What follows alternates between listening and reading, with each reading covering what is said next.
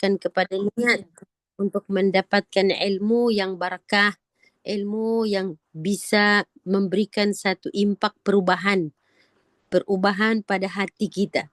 Setiap kali bertambah ilmu, insya-Allah hati kita bertambah lembut. Insya-Allah jiwa kita bertambah tenang.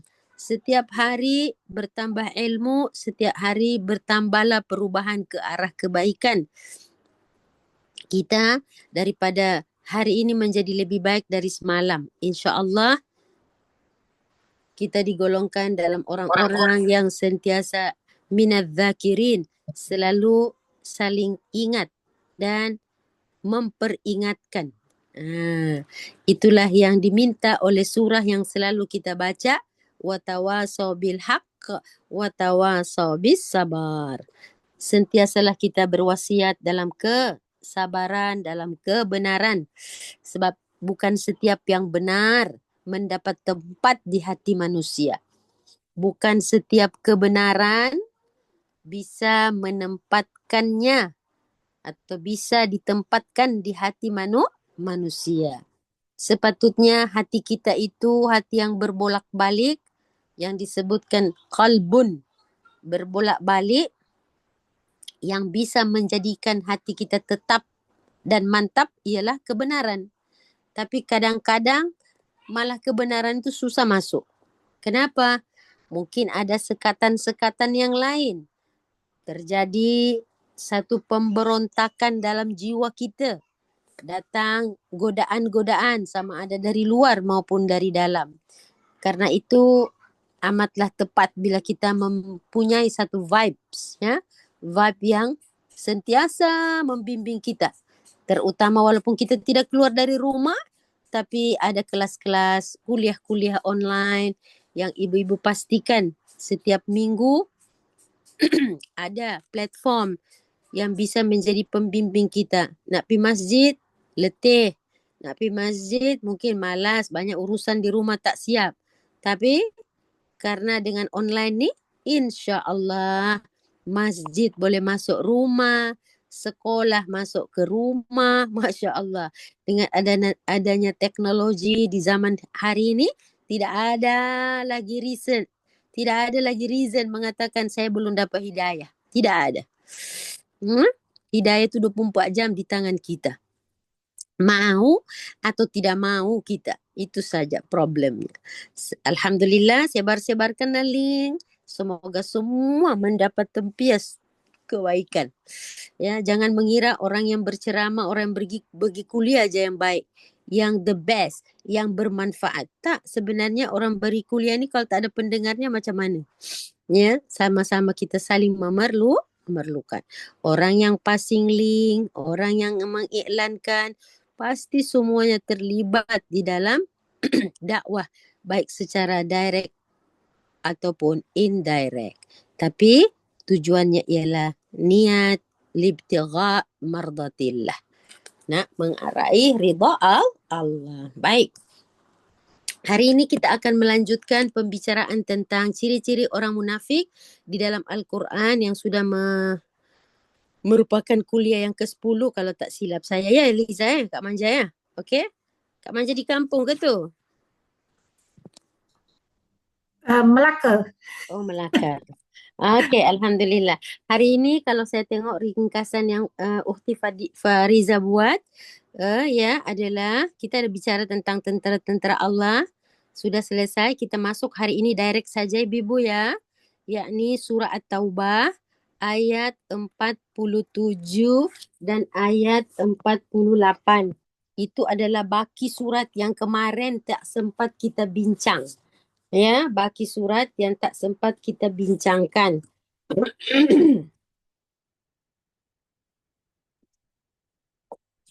Surah Muhammad adalah surah yang bernombor 47. Betul ya? 47 ya? Ingat, kelas ini adalah kelas kajian. Ya, bila kelas kajian, you must get something from kajian. Ya, mesti ada mempunyai sesuatu yang baru.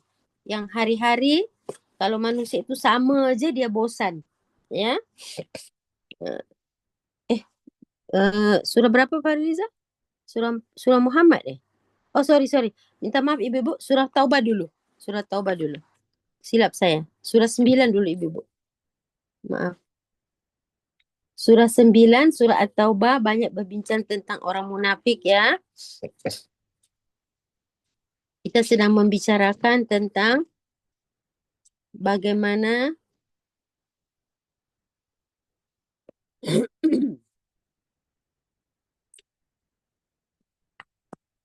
sikap mereka yang ditunjukkan kepada Rasulullah Sallallahu Alaihi Wasallam, dan Rasulullah ini tidak pernah bersuudzon. Sebab itu yang menunjukkan sifat kemunafikan adalah Allah sahaja. Ya, Allah sahaja yang bisa menunjukkan itu. Okey. Ayat 47 dalam surah At-Taubah itu Ibu-ibu, dia bermula dari ayat 44. Yakni hanya orang munafiklah yang tidak mau berperang. Kan mereka enggan berperang dengan segudang alasan, setumpuk dan segunung alasan. Macam-macam alasan yang mereka kemukakan kepada Rasulullah SAW, dan Rasulullah pula adalah salah seorang insan yang Allah pilih begitu berlembut hatinya. Ya, jenis yang harisun alaikum.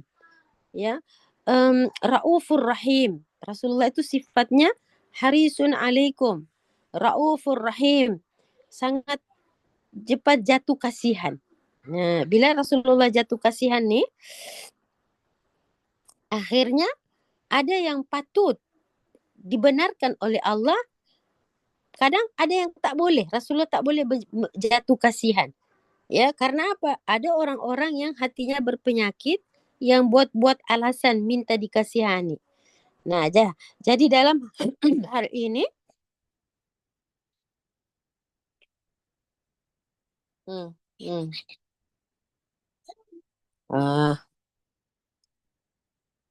Okey, ayat 44 Ibu-ibu ya, dia bermula dari sana. A'udzu billahi minasyaitonir rajim. La yasta'dhinuka alladhina yu'minuna billahi wal yaumil akhir. Orang-orang yang beriman kepada Allah dan orang-orang yang beriman kepada yaumil akhir, ayyujahidu bi amwalihim wa anfusihim. Tidak akan meminta izin. La yasta'dhinuka. Tidak akan meminta izin. Kenapa? Sebab mereka tahu. Mereka tidak pernah berpura-pura. Nak pergi ke tak nak pergi. Nak minta dikasihani atau tidak. Karena mereka adalah orang-orang yang yu'minun.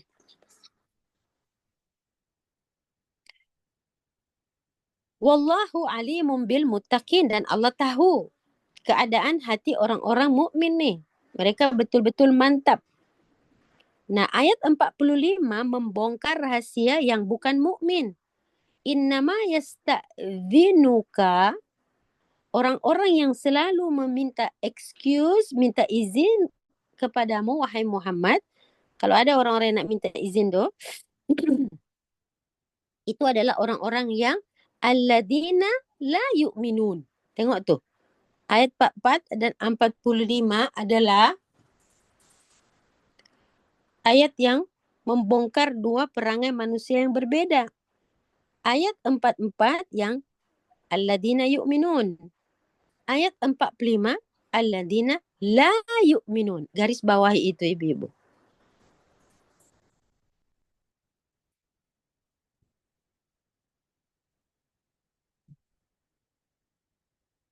Perbedaan antara dua surah. Ya. Mereka orang-orang yang la yu'minuna billahi wal yaumil akhir, mereka mesti akan minta izin. Wartabat qulubuhum. Kenapa? Sebab di hati mereka ada ada irtibat. Ada keraguan. Nampak ya Kak Manja ya? Ada dua ya? Yang pertama, alladzina yu'minuna billahi wal yaumil akhir. Yang kedua, la yu'minuna. Alladzina la yu'minuna. Mereka ini hobinya minta izin. Innama yasta'dinuka. Orang-orang yang minta izin padamu ada orang-orang yang tidak ada iman di hati dan mereka ini wartabat qulubuhum fahum fi raibihim yataraddadun. Mereka ada raibun, ya, ada. Sedangkan Quran ini la raiba fi. Mereka ada irtibat terkait dengan keraguan-raguan hati mereka. Sebab itu mereka akan menciptakan macam-macam alasan untuk mereka tak usah pergi perang. Okay, masuk pada ayat 46 dulu. Walau aradul khuruj. Jika mereka mau berangkat, la'addu lahu uddata walakin karihallahu btigha. Silap Ustaz.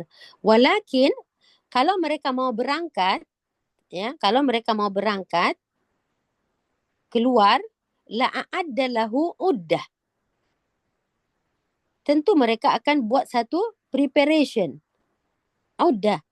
Tapi nampak gayanya, walakin akan tetapi karihallahu. Allah tidak suka. Tidak suka kepada walakin karihallahum bil'athahum. Artinya Allah tidak suka keberangkatan mereka itu. Ya, maksudnya in bi'athahum artinya mereka punya keberangkatan, kebangkitan, persiapan mereka. Kenapa ya? Sebab apa ya? Sebab ada keterpaksaan, sebab ada keraguan. Maka karena karihallah, karena ketidaksukaan Allah kepada niat hati mereka ini, fathabbatahum. Artinya Allah terus menjadikan mereka itu lemah. Maksudnya keraguan-raguan yang ada di hati mereka itulah yang menerbitkan kelemahan mereka untuk berangkat. Akhirnya Allah kata kepada Rasul SAW, waqila, cakap je lah kepada mereka, uqu'udu ma'al qa'idin, duduk je kat rumah. Tinggal je di rumah.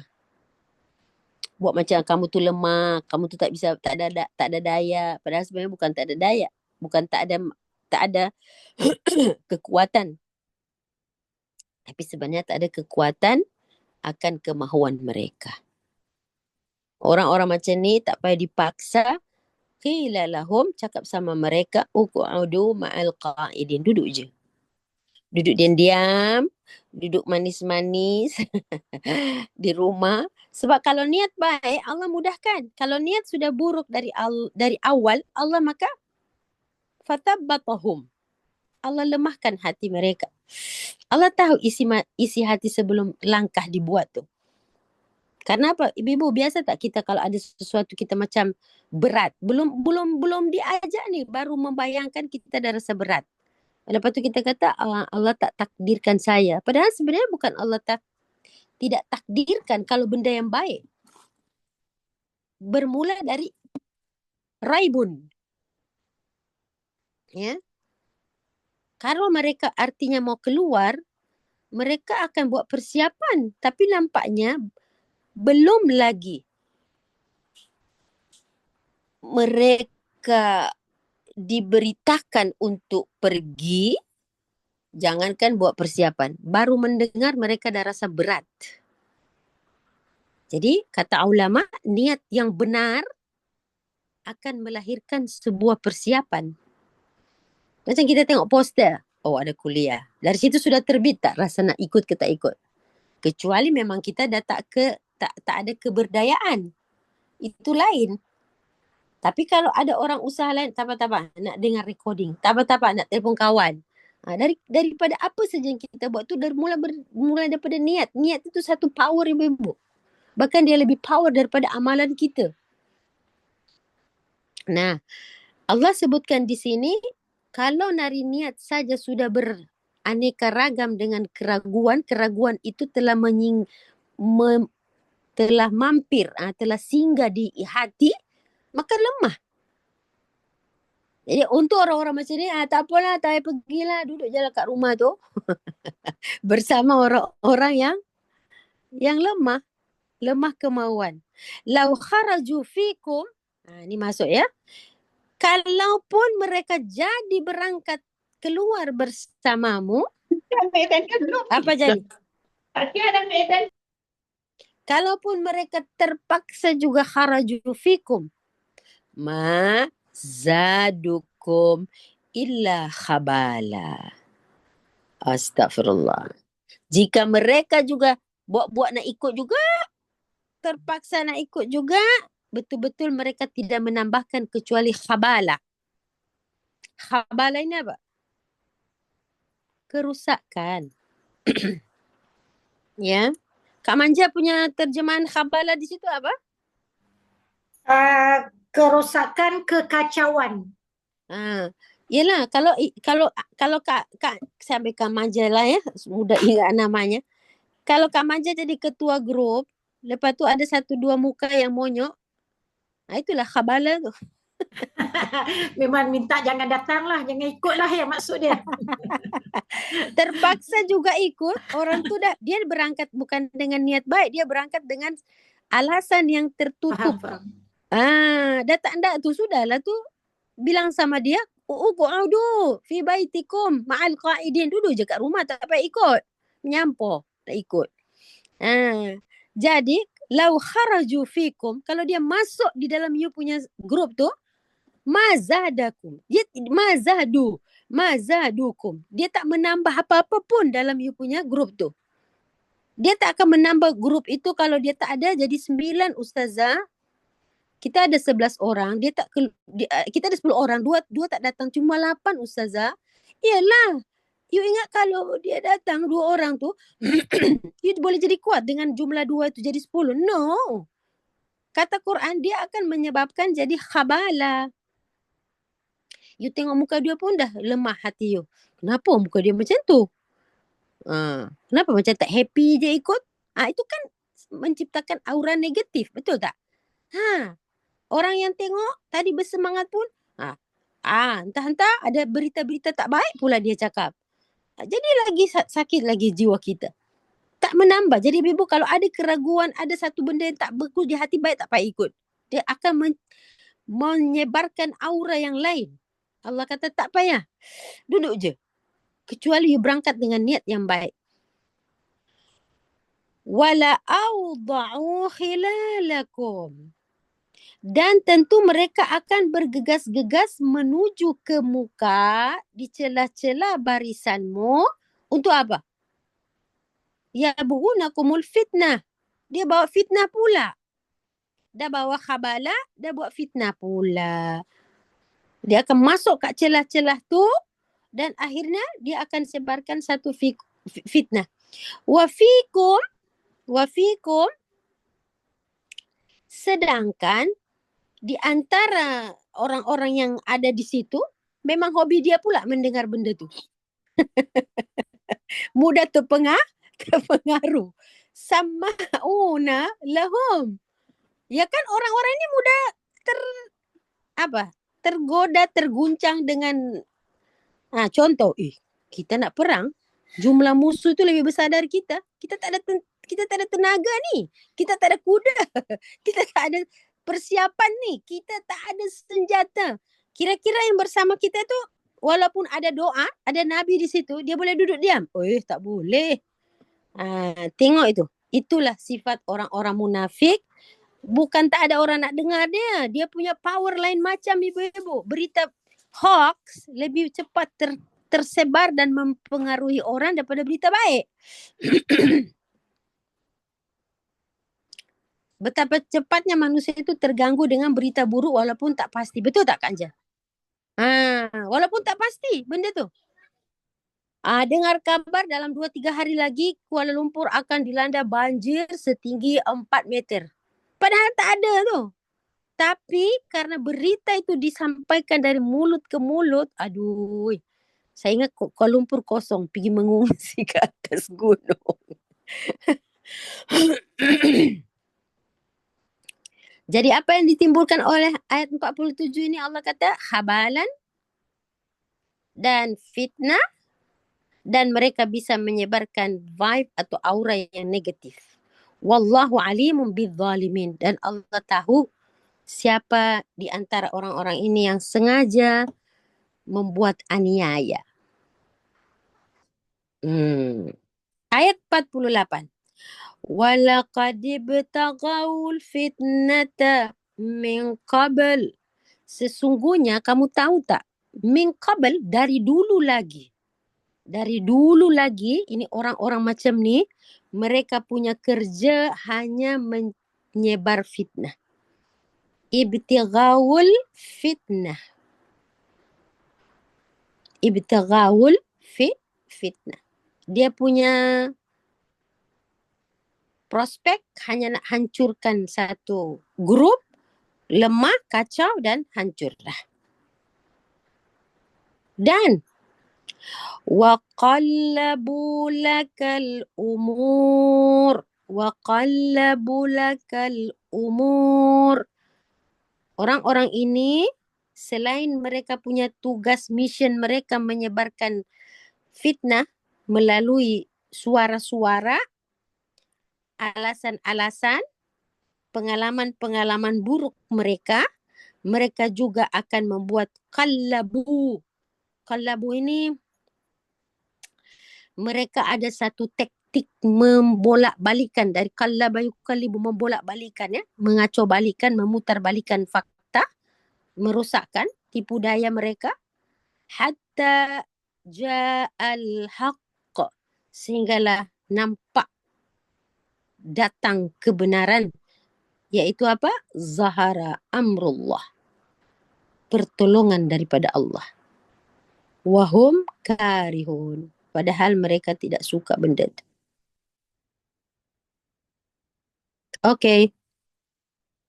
Itu cerita tentang taktik orang-orang munafik untuk tidak ikut perang bersama Rasul. Mereka ingin mencetuskan konflik, melemahkan semangat, menyebarkan fitnah.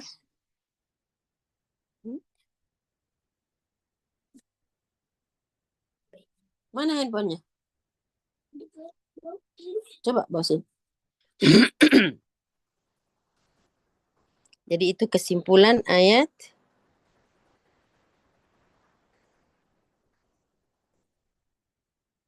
Cik Ibu, ya, jangan tengok yang lain. Okay. Ibu-ibu, okey? Kak Anja, okey? Semua ibu-ibu, nampak ya? Jadi mereka bersubahat di situ untuk menyebarkan konflik yang tidak pasti. Ya. Sehingga mereka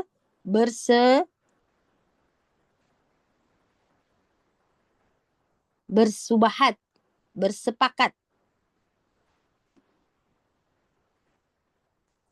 Okay, next. Kita pindah kepada surah dan selanjutnya ibu boleh baca lagi di sini. Ada lagi dia punya ini, tapi Ustaz ambil sedikit-sedikit dulu ya daripada surat Taubah tu. Nanti pada satu hari kita boleh tadabbur full of surat Taubah. Ini kita ambil, kita cedok satu-satu yang berkenaan dengan apa namanya, orang-orang munafik punya trik-trik mereka. Ya. Jadi kalau mereka menciptakan alasan, dengar je alasan tu, get out, ya, get off daripada barisan tu. Tu lagi aman. Sebab Allah akan mendatangkan jundun min junudillah, tentera daripada tentera-tentera Allah. Salah satu tentera yang akan Allah campakkan kepada orang beriman ialah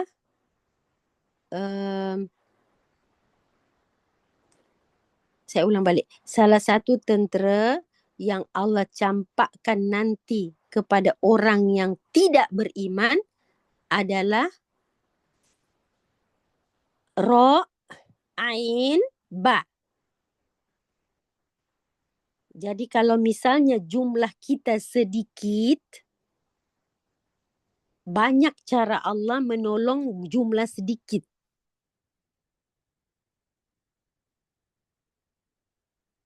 Banyak cara Allah menolongkan jumlah yang sedikit di pihak orang mukmin. Salah satunya ialah malaikat.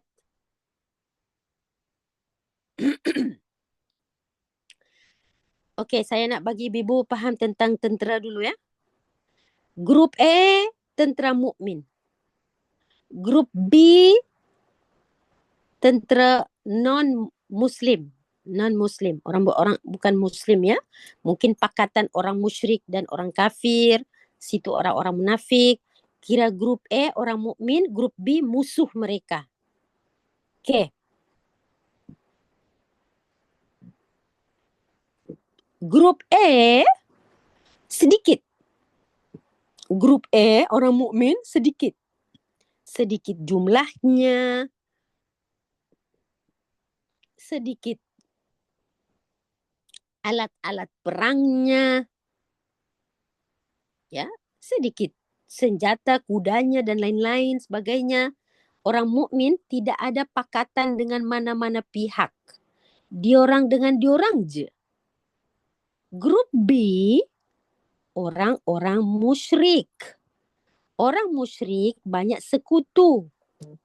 Dia akan mengajak sekutu daripada pihak lain. Ya, orang kafir, orang ahlul kitab yang masih juga tak mau disebut musyrik tapi dia ahlul kitab. Orang munafik yang bertopengkan agama. So, orang grup B ni, musuh ni, dia boleh terjadi dari banyak pakatan, banyak sekutu. Ini kan macam satu negara menyerang negara lain. Negara yang ini ada sekutu, mestilah kalah negara yang tak ada sekutu itu. Negara yang tak ada sekutu pula, dia ada pakatan, tapi dia bukan untuk berperang, dia pakatan ekonomi, ya kan? Dia bukan pakatan berperang, tapi kalau sekutu ini memang dia saling membantu untuk menghancurkan. Allah Subhanahu wa taala, walillahi junudus samawati wal ard, yang mempunyai tentera-tentera di langit dan bumi. Allah akan menolong kedua-dua belah pihak ini.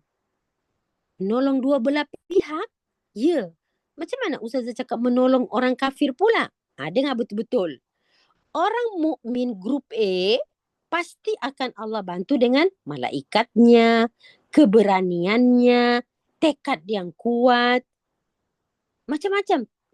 Allah akan menolong grup A ni dengan tentera yang paling kuat sampailah tentera yang paling kecil kata kita, iaitu nu'as. Tidur. Mengantuk. Sehingga mereka menjadi kuat. Malam tadi tidur enak. Besok pagi nak perang. Itu kan Ustazah ada cerita dalam surah Al-Anfal tu kan. Okay. Bagaimana pula yang Ustazah maksudkan menolong tentera musuh tu? Untuk musuh, Allah akan menolong. Mengirimkan tentera yang bernama Ru'bun. Ra, Ain, Ba. Ra, Ain, Ba.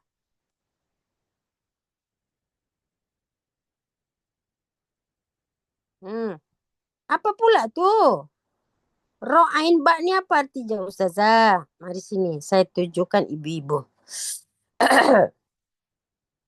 Ru'bun itu, saya tak nak artikan sekarang. Ibu-ibu sendiri kasih artinya. Jom kita tengok dalam surah 8 ayat 12. Itu tentera Tuhan yang dia kirimkan kepada grup musuh. Tapi tugas tentera itu untuk apa? Ayo Kak Manja. Ayat 12 surah 8 Al-Anfal. Ayat 12 surah Al-Anfal. Nak baca ke Ustazah? Ya. Okey, auzubillahi minasyaitanirrajim. iz yuhi rabbuka ilal malaikati anni ma'akum fasabbitul ladzina amanu. Stop. Baca maksud. Ingatlah ketika Tuhanmu mewahyukan kepada malaikat, sesungguhnya aku bersama kamu memberi pertolongan. Kepada orang Kepada pertolongan, maka teguhlah hati orang yang beriman. Okey, jadi itulah malaikat situ tentera Allah menolong orang Iman. Okay, now the second part. Sa'ulqi fi qulubil ladzina kafaru ru'ba fadribu. Okay. Stop dulu sampai ru'ba. Ar-ru'ba atau ru'bu? Okay, ar-ru'ba. Okay, maknanya aku kelak akan mengisi hati orang yang kafir dengan rasa gerun. Ru'ba tu gerun. Iya, rasa ketakutan tanpa sebab yang jelas. Ar-ru'bu arti dia ialah kami campakkan ke dalam hati orang-orang kafir itu rasa takut. Buktinya sebelum mereka berperang, apa mereka ciptakan? Alasan. Kalau orang mukmin, tengok tu dekat atas ayat 11 tu, idh yughashikum an-nu'as. Ayat 11 tu. An-nu'as ialah rasa ngantuk. Allah kirimkan sama orang mukmin sebagai amanatan minhu. Itu tentera-tentera secara maknawiyah. Rasa mengantuk untuk orang mukmin, dia tidur malam-malam, besok pagi dia ada tenaga kuat berperang. Berbeda dengan orang-orang kafir. Orang kafir tak bisa tidur malam tu. Walaupun mereka kuat. Mereka gerun. Jadi ar-ru'b artinya rasa apa? Rasa takut, rasa gerun. Itu adalah kata ulama sebagai hukuman batin. Hukuman batin adalah hati jadi lemah. Walaupun tentera mereka kuat. Walaupun tubuh mereka kuat. Walaupun alat dan kuda, alat semua perang komplit. Tapi mereka ada ar-ru'bu. Ru'bu ini salah satu tentera Allah yang Allah campak ke hati orang-orang musyrik, orang kafir atau musuh. Jiwanya tidak stabil, ada rasa terancam, hidup dalam keresahan. Sebab itu digambarkan orang munafik ini ramai dia orang, tapi hatinya dipenuhi dengan ru'bu. Yalah ibu-ibu, kalau kita lemah boleh makan vitamin. Boleh minum telur, makan telur setengah masak. Bolehlah minum susu unta. Tapi kalau hati takut, ibu-ibu nak minum apa tu? Ya kan? Saya mengantuk. Tidurlah. 2 jam dah fit balik. Saya sakit kepala. Minum itu Panadol. Tidur. Minum madu. Saya batuk. Adalah penawar-penawar. Tapi kalau saya risau, saya takut, saya resah, ibu-ibu nak makan apa tu? Ya, Allah, luar biasa ibu-ibu ya, subhanallah. Jadi untuk orang mukmin Allah kirimkan apa? Nu'as. Untuk orang kafir Allah kirimkan ru'bu. Okey. Sanulqi, kami campakkan fi qulubil ladina kafaru ru'b. Fadribu, maka penggallah fauqal a'naq, kepala-kepala mereka, leher-leher mereka semua. Wadribu minhum kulla banan, penggallah mereka punya leher dan tangan-tangan hujung jari mereka. Maksudnya ialah anggota tangan dan kaki silakan. Kalau sudah rasa takut yang Allah campakkan, mereka tak bisa lari. 13 saya tutup. Zalika bi'annahum, itulah ketentuan yang Allah tetapkan untuk mereka, bi'annahum, bahwasanya mereka itu syaqqullaha, Syaqqullaha wa rasulah. Bulatkan perkataan syaqqullaha.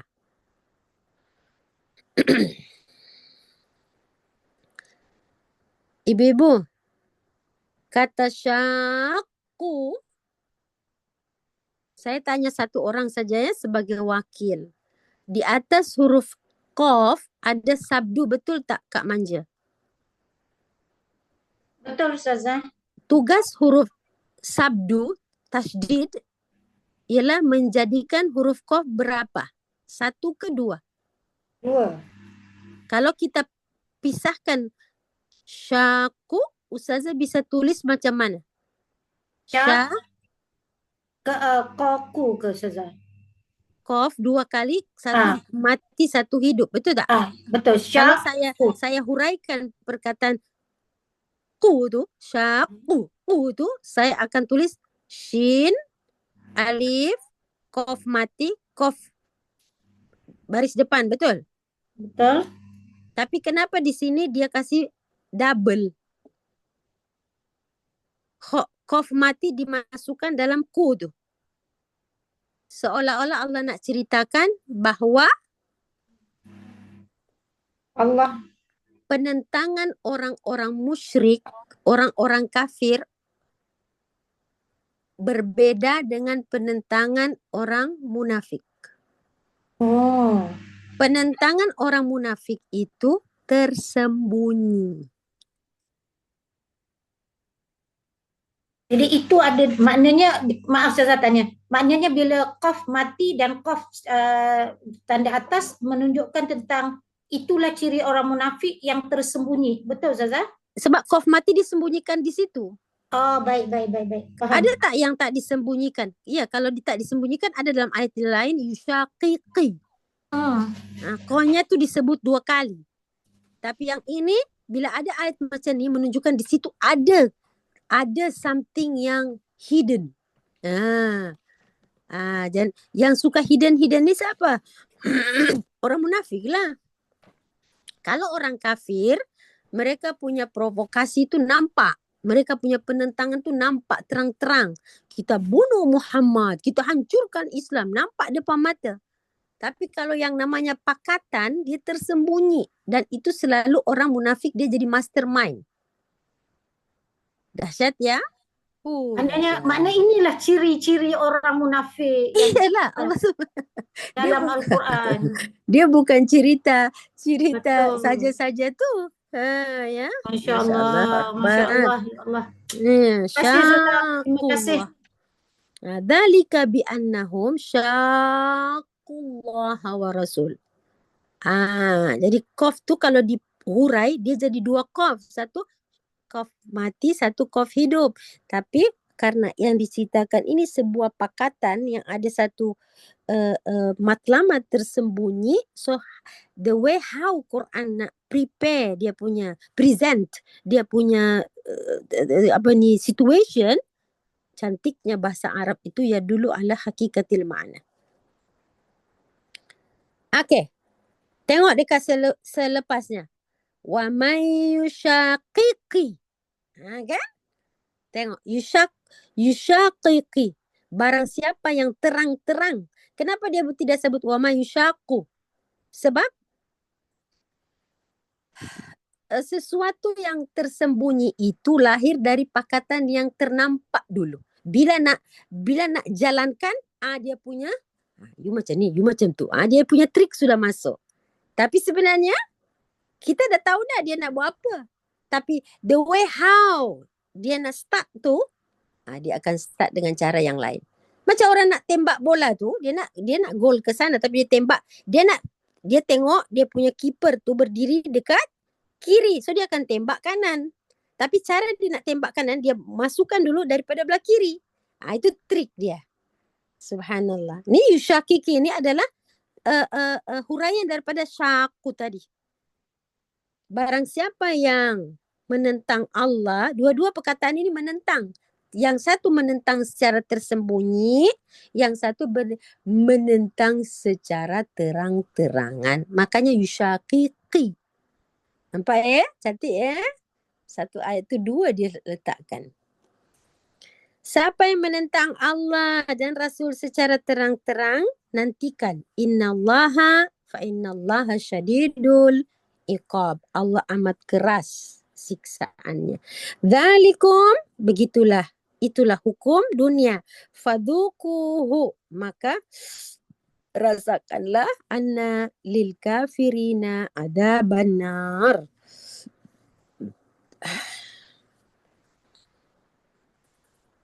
Okey, saya singgah lagi satu pada perkataan ru'bun yang kedua. Ru'bun yang kedua. Mana ru'bun kedua ni, kalau saya tak silap dia di ayat apa ibu An-Nas ya? An-Nas pula, astagfirullah. Hasyar. Hasyar. Kalau saya tak silap ibu-ibu ya, saya ingat-ingat ni. Hasyar.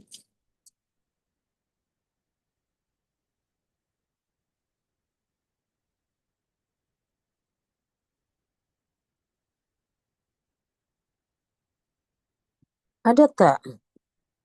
Ada Ustazah pada Al-Hash Rukbah tu. Betul Ustazah? Al-Rukbah. Fi qulubihim rukbah. Yes. Ayat berapa dua? Ayat 2.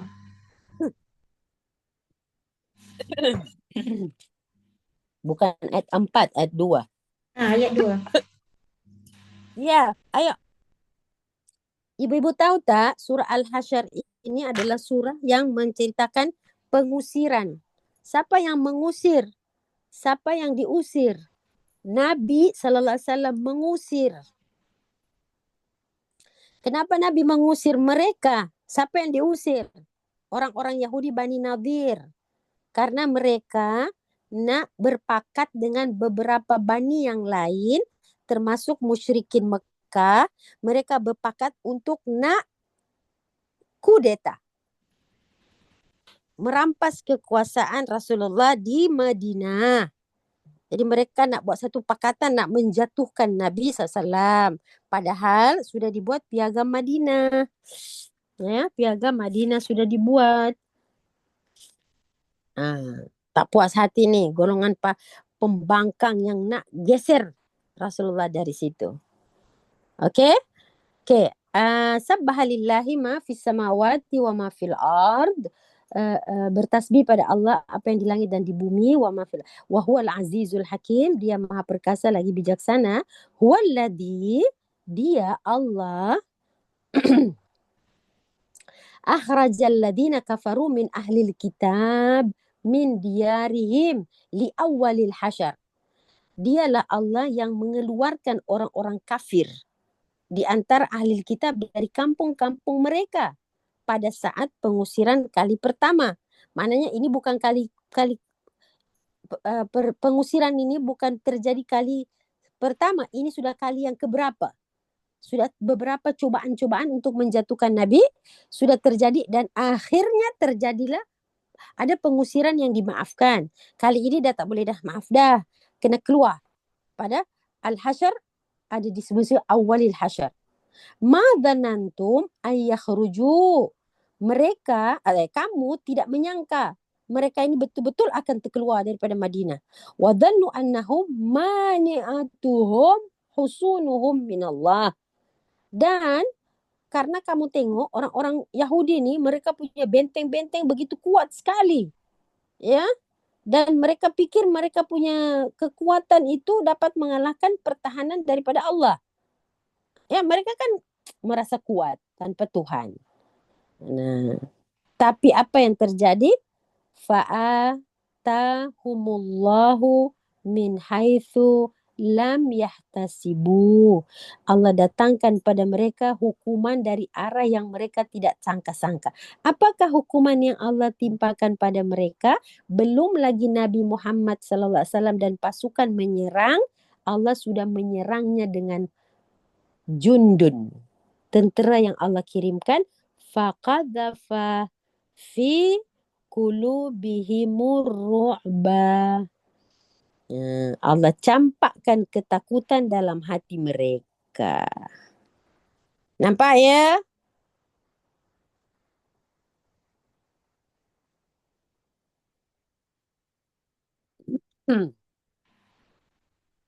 Garis bawah.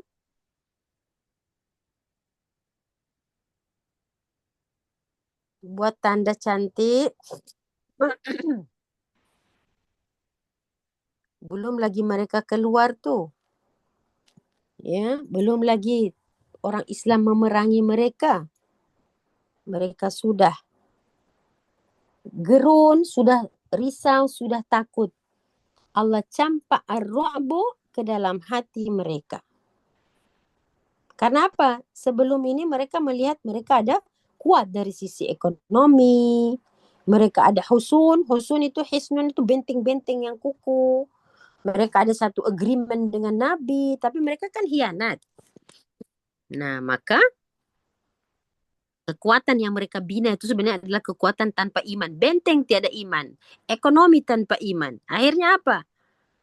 Manusia kan hanya melihat dengan mata. Akhirnya Allah campakkan kepada mereka ya apa?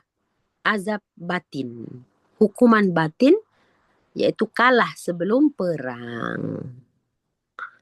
Ya, kalau hati itu tidak ada iman, itulah keruntuhan sangat mudah berlaku walaupun jasad mereka kuat. Apa yang mereka buat akibat mereka dicampakkan ru'bun? Ibu? Sebelum mereka keluar dari Madinah itu, mereka hancurkan rumah-rumah mereka. Oh. Ya, bingung. Mereka bingung. Ya. Yukhribuna buyutahum. Bukan orang Islam yang hancurkan. Mereka sendiri hancurkan. Bi'aidihim. Dengan tangan mereka sendiri. Kemudian pastilah orang mukmin pun akan hancurkan. Wa bi'aidil mu'minin. Dan juga tangan orang beriman. Ya, tak susah lah nak hancur sebab dah hancur sedikit. Mereka tak nak.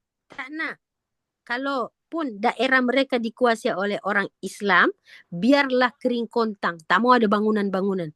Padan muka orang Islam. Kena buat sendiri. Jangan Yalah kalau orang Islam pakai benteng mereka masihlah kuat. So mereka hancurkan sebelum mereka tinggalkan. Maka di sini Allah kata, coba kamu tengok tu. Fa'tabiru. Wahai orang-orang yang berakal. Fa'tabiru. Ambillah iktibar. Ya ulil absar. Wahai orang-orang yang mempunyai pandangan. Maksudnya what is our prediction Kak Menjar? What is our opinion? What is your opinion about this? Macam apa pandangan anda? Ma ra'yukum? Allah tanya. Allah suruh kita belajar dari peristiwa ini, Bibu. Ya, dia hancurkan kebun-kebun mereka, dia hancurkan semua. Okey, masuk pada ayat 4. Perhatikan zalika bi'annahum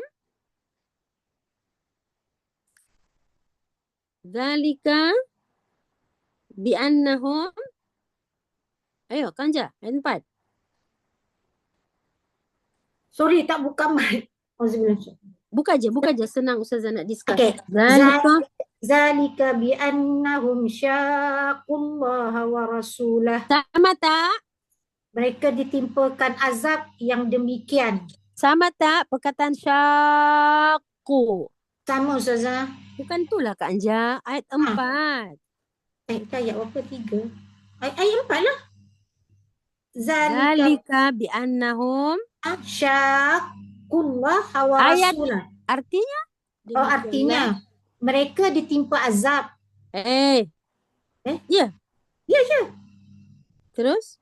Mereka yang ditimpa azab yang demikian kerana mereka menentang perintah Allah dan Rasulnya.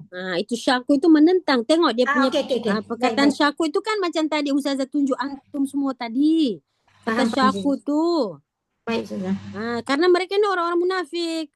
Wa may yusyaqi. Halo. Wa may yusyaqillaha wa rasul. Wa may yusyaqillaha fa innallaha syadidul iqab. Halo ibu-ibu jangan tidur ya. Sama tak ayat ni dengan ayat tadi? Sama Ustazah. pada bagian mana? Bagian depan.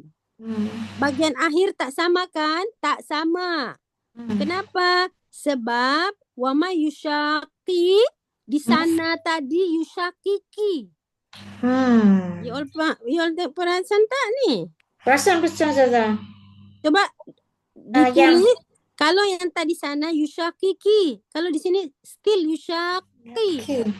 Kenapa? Sebab yang di sana tadi orang kafir pelakonnya. Kalau yang di sini munafik pelakonnya. disembunyikan. Dia mengekalkan perkataan yusyaki. Kalau yang di sana tadi yusyakiki. Tak tahu lah ibu perasan ke tidak, tapi saya betul-betul ingat pelajaran saya waktu belajar ayat ini. Ustazah nak tanya, maknanya bila qaf yang macam tadi tu disembunyikan, itulah dia penentangan dari tersembunyi. Kalau tadi yusyakiki, yang ini yusyaki. Ya. Yang sana tadi Ustazah kata kafir, yang ini munafik, betul?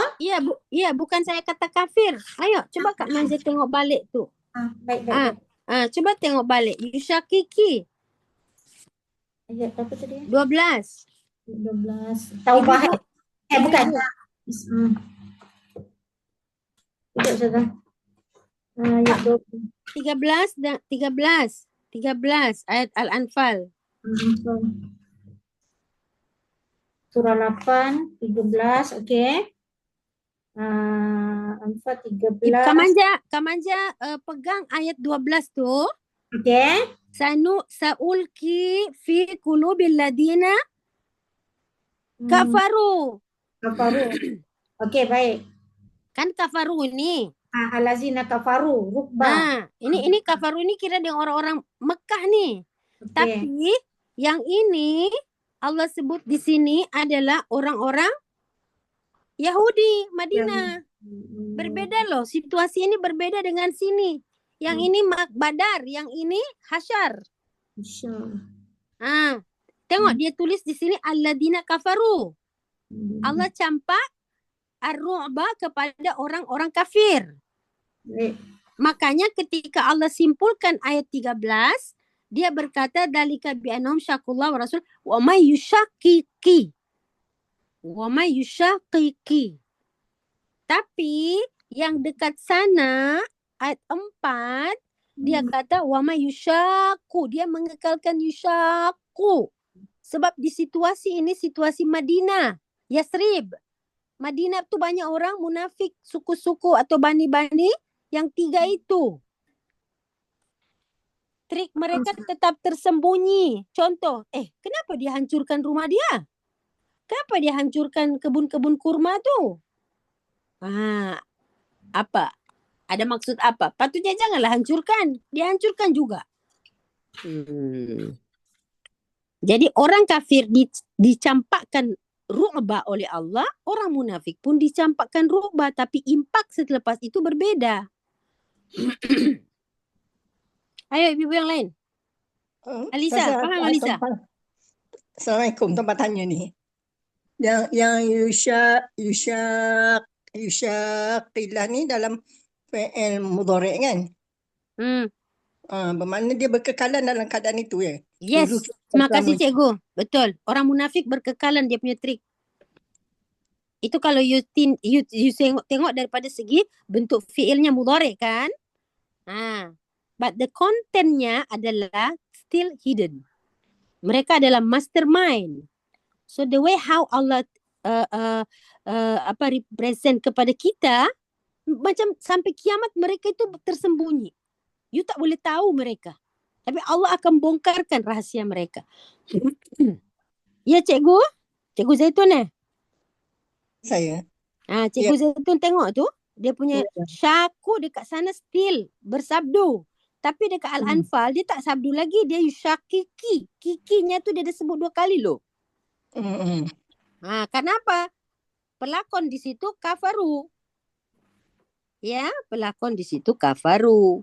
Ya. Iaitu ada dalam ayat 12. So pakatan ni penting. Sebab apa? Mereka selalu jadi pihak ketiga. pihak ketiga itu, you tak nampak dia.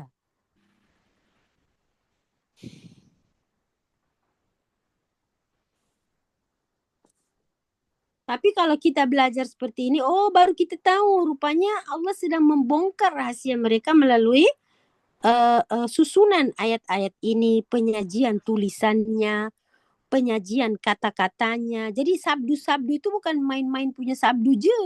Kadang nak disabdu, kadang tak nak disabdu. Bukan. Dia ada satu message. Sebagaimana mereka punya trik yang tersembunyi, sebegitu juga halusnya Allah punya word nak explain mereka punya ketersembunyiannya. Okay, boleh faham ibu-ibu ya? Agak susah kak hari ini? Tak kan? Tak, Ustazah. InsyaAllah faham. Sudah terbongkar. Bagaimana mereka punya trik.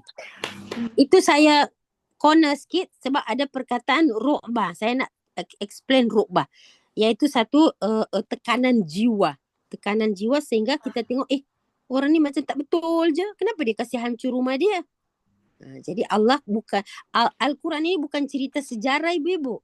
Tapi Al-Quran ini, ialah dia bukan buku sejarah. Tapi dia adalah sumber datangnya sejarah itu. Makanya dia kata di sini, fa'tabiru. Coba kamu perhatikan itu. Ya ulil absar, wahai orang-orang yang mempunyai penglihatan yang dalam. Maksudnya Allah suruh kita berpikir, melihat dengan hati. Bukan hanya melihat dengan mata saja. Jadi ar-ru'bu di situ tentera Allah. Senjata Allah. Dan ibu-ibu tahu kejatuhan selalunya kejatuhan bermula dari hati. Ya hati yang lemah jatuh. Akhirnya mereka tidak kuat lagi.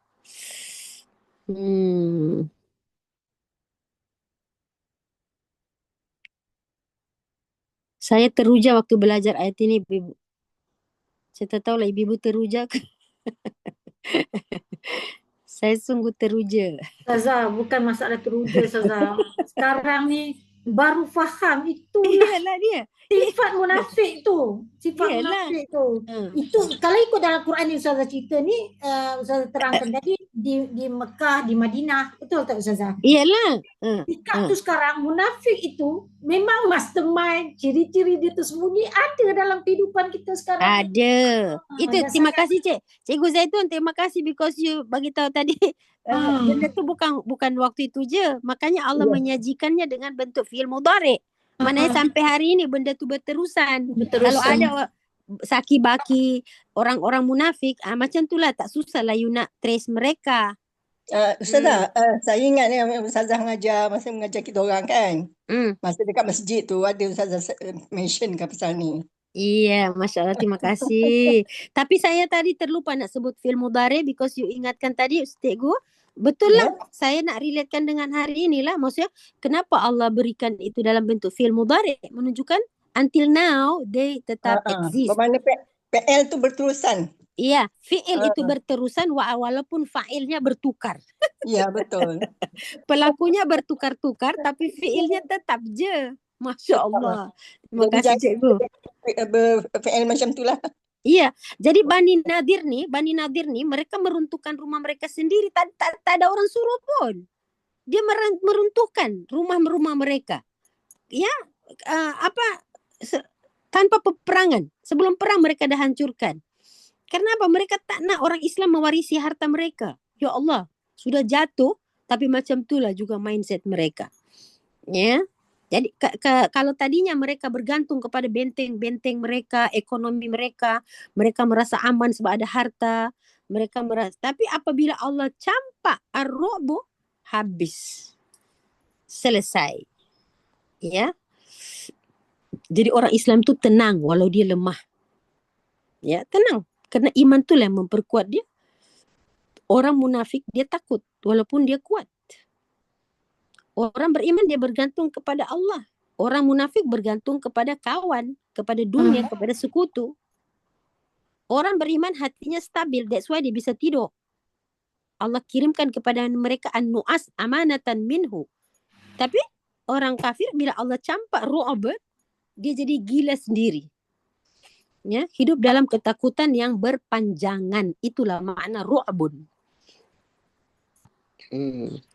Hari ini ada tak bentuk ru'bun dalam bentuk hari ini? Ya, takut hilang nama, hilang status, takut masa depan, takut miskin walaupun cukup. Jadi artinya apa? Kita lebih takut hantu daripada takut dosa. Ini semua kita takut. Jangan-jangan ini jadi ru'bun. Jadi kita tak nak Allah menghukum hati kita dengan ru'bun ini. Biarlah orang kafir. Biarlah orang munafik. Bila Allah campak ru'bun kepada dia, dia sedar. Kita tak nak. Ya. Bila kita tinggalkan Allah, bila kita tawakal hilang, ini ru'bun bisa ganti. Kita nak khauf. Kita nak Allah campak khauf, khasyah, wajal dalam kita punya hidup. Kita tak nak Allah campak ru'bun ini. Ya. Subhanallahil azim. Luar biasa ibu-ibu. Ya, okey. Ya. Apa nama Ustazah cakap yang bila kita buat kebaikan tu kita dapat pahala. Pahala tu bentuknya cahaya. Jadi kalau orang munafik ni bila buat perkara dia berpura-pura, jadi dia tak adalah cahaya dekat hati dia orang ni. Betul ibu-ibu, tak boleh, hati tu tak boleh masuk ke keburukan. Hati tu tidak boleh dimasuki keburukan. Hati tu kalau dia dimasuki keburukan, mana boleh jadi cahaya? Kegelapan, kejahilan, kemunafikan, ini semua bentuk zulumat. Zulumat ialah kegelapan.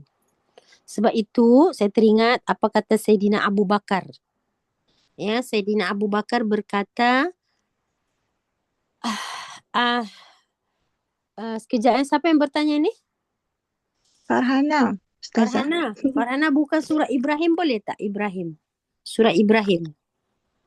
Surah Ibrahim itu surah berapa Ustazah? Surah Ibrahim itu surah yang ke 14. Bismillahirrahmanirrahim. 14. 13. Ayat 1 ya? Ayat Farhana 1. baca. Ayat 1. Bismillahirrahmanirrahim. Ayat 1. Surah Ibrahim. Surah 14. Saya pergi surah 16 pula. Sorry Ustazah. Aduh, aku ni pun. Okey. Bismillah. Surah Ibrahim. A'udzu billahi minasyaitonir rajim. Bismillahirrahmanirrahim. Alif Lam Ra. Kitabun anzalnahu ilaika litukhrijan nasa minadh dhulumati ilan nur.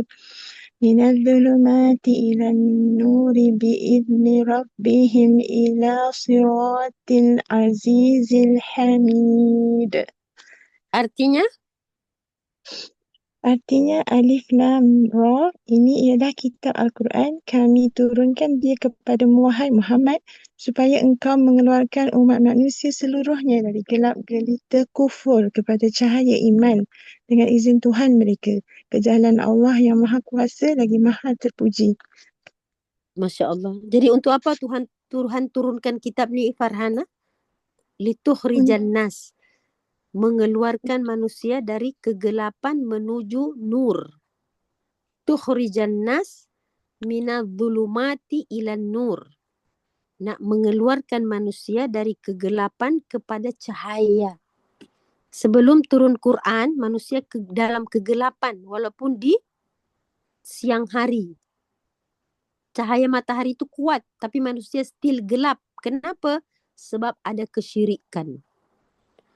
Manusia itu dalam kegelapan walaupun dia duduk di bawah lampu yang 1000 watt.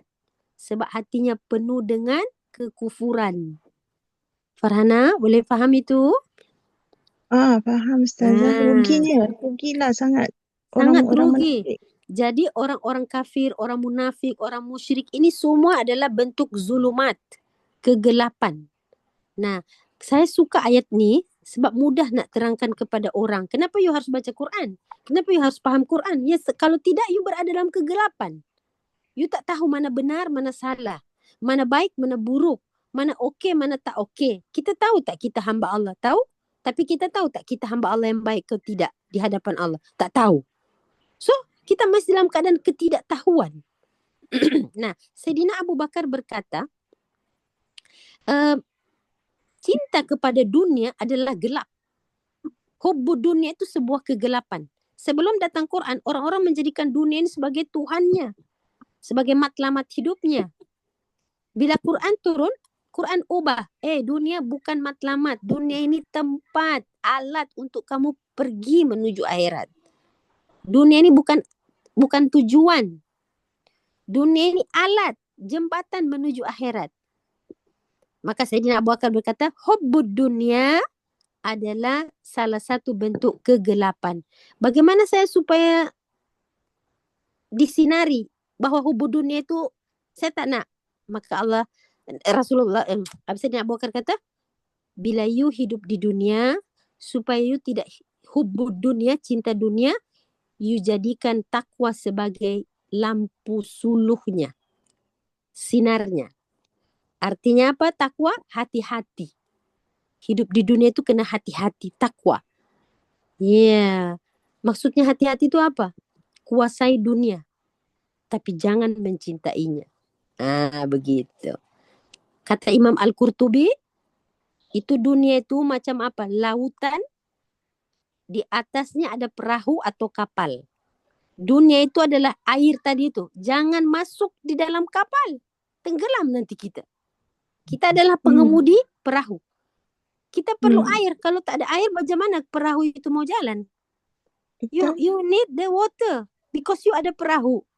Now, kata Imam Qurtubi, melukiskan tentang dunia itu menurut Imam Al-Qurtubi cantik ya, Ibu. Jadi, beliau berkata, Farhana adalah itu apa? Pengayuh perahu tadi atau kapal tadi, nakoda tu dengan kapal tadi dengan perahu. Farhana perlukan air untuk melayari itu. Nah, jadi air tapi dia mesti di bawah perahu. Jangan dia di atas. Terpecik sikit you basah. Jadi berhati-hati. Walaupun dunia tu Farhana alat je lah. Ustazah. Dunia itu alat mencapai akhirat, bukan tujuan.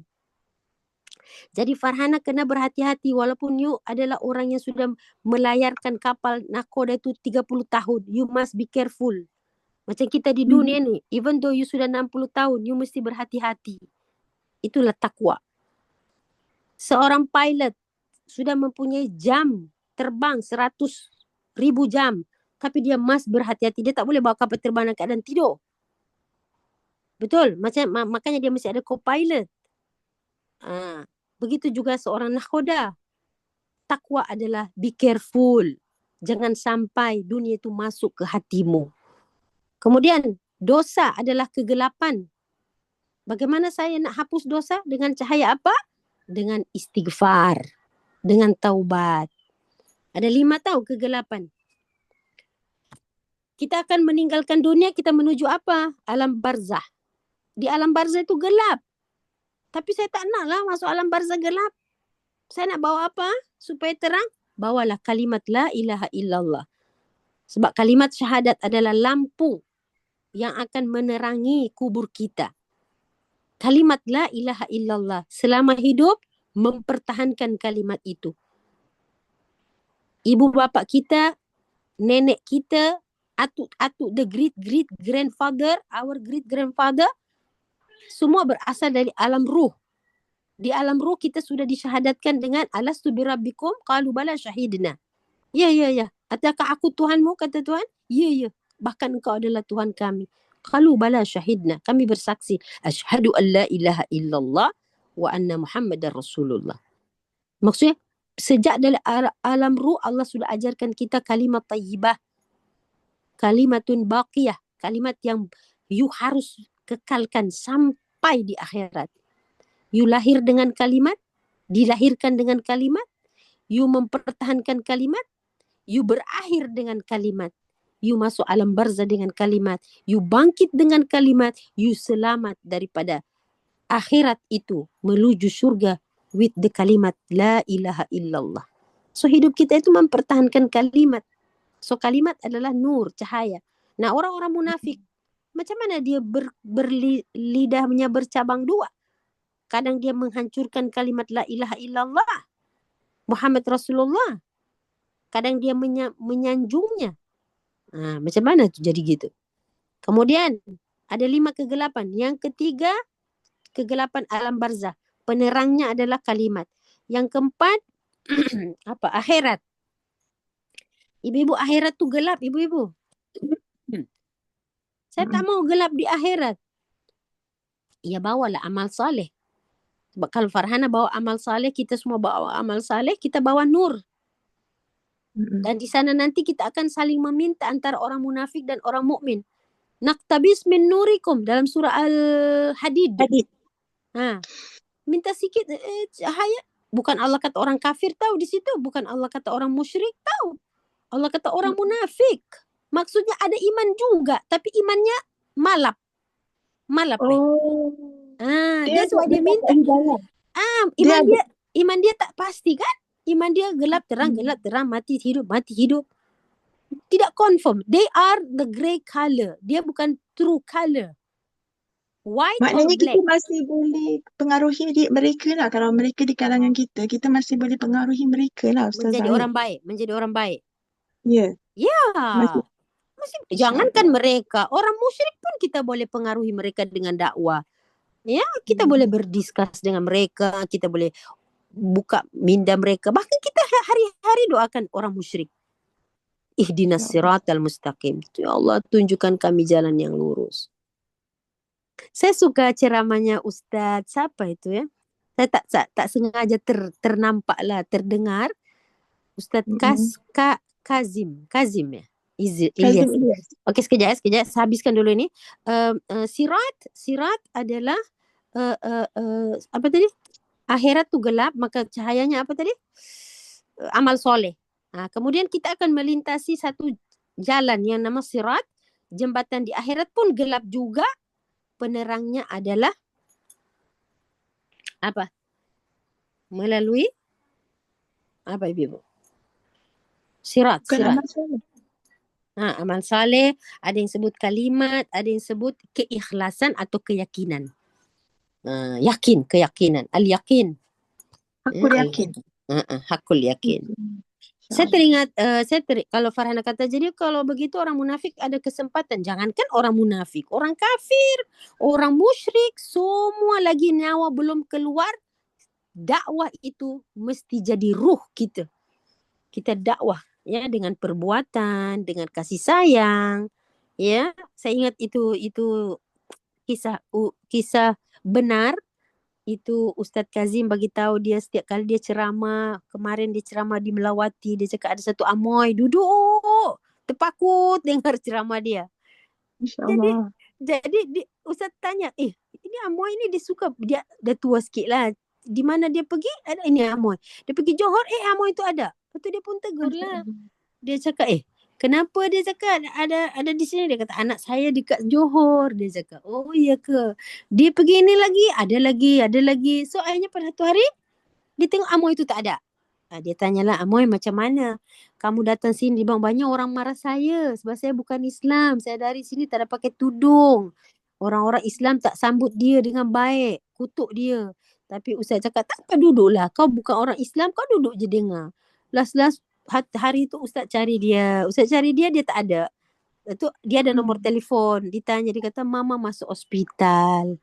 Lepas tu macam mana ni, boleh doakan mama saya? Anak-anak dia cakap, okey Ustaz doa. Lepas tu dia tak dapat telefon, dia kata mama mau masuk Islam. Mama mau masuk Islam. Ustaz cakap, okey, mana nurse di situ? Tolong syahadahkan macam ni. Dia pun syahadatkan lah si amoy itu melalui nurse. Lepas tu dia kata mama minta ganti nama.